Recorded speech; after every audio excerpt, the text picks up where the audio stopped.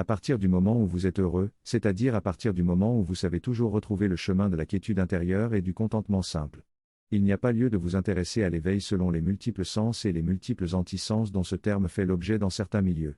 Si vous savez vous reconnecter ainsi à la paix intrinsèque de votre être, estimez-vous heureux d'y parvenir sans détour.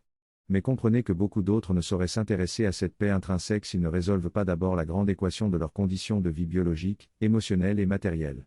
Si votre éveil vous laisse aussi impuissant qu'avant que vous ne l'ayez réalisé, alors votre éveil ne se distingue pas d'un jeu psychologique un peu égocentrique ou un peu fantasque. Oh, c'est vrai. Les discours d'anti-définition sur l'éveil interdisent jusqu'à la notion qu'un individu pourrait réaliser l'éveil. Qu'à cela ne tienne, il n'y a jamais que des individus pour dire qu'ils ne sont pas des individus. Élasticité du langage, qui permet de dire et d'expliquer longuement qu'on n'est surtout pas en train de s'exprimer. La pensée spirituelle est pragmatique, sans rien réduire à de simples considérations matérielles ou matérialistes. En lieu et place du concept aujourd'hui périmé de l'éveil. Et un concept est périmé quand des générations entières d'enseignants se sont mises d'accord pour diluer ce concept dans une litanie sans fin de ce n'est pas ceci, ce n'est pas cela. Le nommer c'est le trahir, l'expliquer c'est immanquablement ne pas le saisir.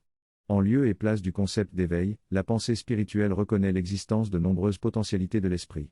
Depuis la capacité de maîtriser intérieurement les processus émotionnels et les processus mentaux, jusqu'à la capacité de maîtriser objectivement les ondes énergétiques et les forces énergétiques.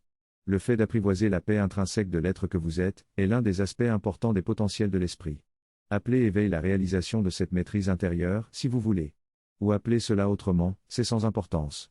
La seule chose qui soit importante, c'est que vous travaillez au développement de votre maîtrise intérieure et de votre maîtrise énergétique, sans vous laisser noyer dans des discours qui essaient de vous convaincre que tout est illusion, surtout lorsqu'il s'agit des forces énergétiques de l'esprit.